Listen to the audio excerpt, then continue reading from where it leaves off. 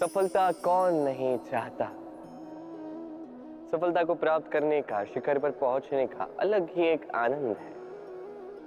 और जीवन में अपने कौन नहीं चाहता। हर एक व्यक्ति चाहता है कि जीवन में मेरे कुछ अपने हों जो सदैव मेरे साथ रहे, क्योंकि अपनों के साथ ही तो सफलता का आनंद सबसे अधिक आता है। परंतु होता क्या है, कई बार सफलता की खोज में उस मार्ग पर चलते चलते हम अपनों से दूर हो जाते हैं, ना चाहकर भी कभी कभी हो जाते हैं। उन्हें समय नहीं दे पाते, कभी कभी भूल जाते हैं कि इस सफलता का वास्तविक आनंद अपनों के साथ ही है। कि सफल होने के पश्चात जब हम अपनों से मिलते हैं, उनके नेत्रों में हमारे लिए जो भाव है, जो सम्मान है, जो प्रेम है, यही असली पुरस्कार भी है। हम भूल जाते हैं बात और अकेले हो जाते हैं। अधिकतर बार ये होता है, अधिकतर बार लोग जो सफल हैं वो अकेले रह जाते हैं। अब आप क्या चाहते हैं? आप असफल होकर अकेला रहना चाहते हैं या सफल होकर अपनों के साथ आनंद मनाना चाहते हैं? निर्णय आपका है। सफलता के पीछे भागिए, स्वयं को झोंक दीजिए, किंतु अपनों का साथ कभी मत छोड़िएगा। वो अपने जो आपकी सफलता के लिए उत्तरदायी हैं, वो अपने जिन्हें आपकी सफलता से सुख मिलता है, आनंद मिलता है, उन्हें कभी मत त्यागिएगा। भगवान और भक्त जब एक आकार होते हैं, जब भक्त अपने भगवान की ओर, अपने जीवन के उद्देश्य की ओर पूर्णतः समर्पित होता है, तब जन्म लेती है भक्ति। अब संसार में सारी आशाएं भले ही आपका साथ क्यों ना छोड़ दें, ये भक्ति आपके साथ रहेगी। भक्त और भगवान जब एक आकार हो जाते हैं तो उनमें कोई अंतर नहीं रहता। वो एक हो जाते हैं, एक व्यक्तित्व, एक अस्तित्व। इसलिए कभी भी जीवन में, किसी भी रूप में, किसी भी प्रकार में, किसी भी ईश्वर को मानिए, मन में श्रद्धा जागृत कीजिए, इस भक्ति को जागृत कीजिए। संसार में भले ही सब कुछ आपको छोड़ के चला जाए, तब भी ये भक्ति केवल आपका उत्थान ही करेगी। तो मन में इस भक्ति को जगाइए। शब्द ही शून्य, शब्द ही आरंभ, शब्द ही अंत भी, शब्द ही अमर है, शब्द ही ब्रह्म भी। ये शब्द अत्यंत विशेष है। किसी रोते को हंसा देते हैं, किसी हंसते को रुला देते हैं, किसी के मन में ऊर्जा जागृत करते हैं, तो किसी के मन को कांटा बनकर चुभ जाते हैं। एक अत्यंत महत्वपूर्ण बात है जो समझना अत्यंत आवश्यक है।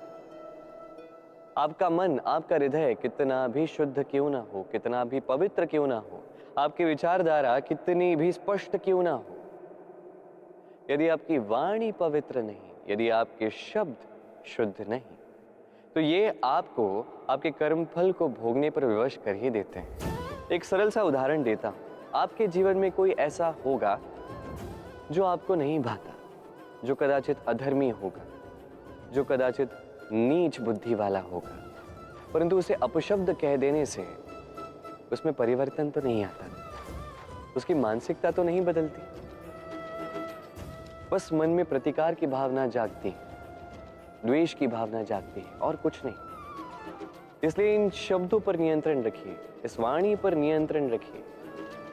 श्रेष्ठ से श्रेष्ठ व्यक्ति को भी सावधान रहना पड़ता है, क्योंकि यदि इन शब्दों का प्रयोग उचित ना हुआ तो आजीवन निशब्द होकर रह जाते हैं लोग। वरदान और श्राप, ये दोनों एक ही सिक्के के दो पहलू हैं। ये वरदान हमें कई कारणों से मिलता है। कभी हमारे परिश्रम के कारण, कभी तपस्या के कारण, कभी हमारे पुरखों के परिश्रम और तपस्या के कारण। परंतु ये वरदान कब तक वरदान ही रहेगा, ये हम निश्चित नहीं करते। ये निश्चित करते हैं केवल हमारे कर्म। यदि आपको उदाहरण दूं तो किसी रेशम के कीड़े को देखिए। उसे वरदान प्राप्त है कि वो अपनी सुरक्षा के लिए खोल बना सकता है। अब वो उसमें इतना मदान्ध हो जाता है कि वो एक ऐसा खोल बना देता है जिसमें स्वयं ही गिरता है, दबकर मर जाता है। इसका तात्पर्य क्या है? तात्पर्य सरल है। गर्व करना ठीक है, किंतु अहंकार करना बिल्कुल ठीक नहीं। यदि अहंकार मन में प्रवेश कर गया तो इस वरदान को श्राप बनने में समय नहीं लगता। और यदि कर्म श्रेष्ठ रहे तो श्राप भी वरदान बन जाता है। सुख, दुख, मृत्यु, महामारी ये कभी बता के नहीं आते, न कभी पूछ के आते। और कुछ ऐसा ही होता है द्यूत का ये खेल, एक कारागार की भांति, एक मकड़े के जाल की भांति। जैसे एक मकड़े का जाल एक कीट को अपनी ओर आने के लिए उकसाता है अपनी चमक से, अपनी बुनावट से, वैसा ही द्यूत का ये खेल मनुष्य को अपने पास आने के लिए उकसाता है। अंत में जाके मनुष्य फंस जाता है। अंतर बस ये है कि जब कीट इस जाल में फंसता है वो अपने प्राण गंवा देता है। मनुष्य जब द्यूत के इस उकसावे में आता है वो अपना मान, अपना धन, सब कुछ गंवा देता है, अपना विवेक खो बैठता है। और आप अपना विवेक कभी मत खोइएगा।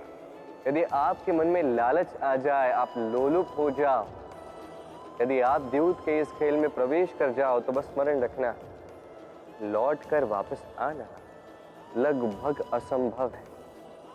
इस विवेक का साथ कभी नहीं छोड़ना, क्योंकि विनाश के आने का पहला संकेत ही विवेक का जाना। इस उकसावे में मत आए। विजय, विजय प्राप्त करने के लिए मनुष्य क्या कुछ नहीं करता,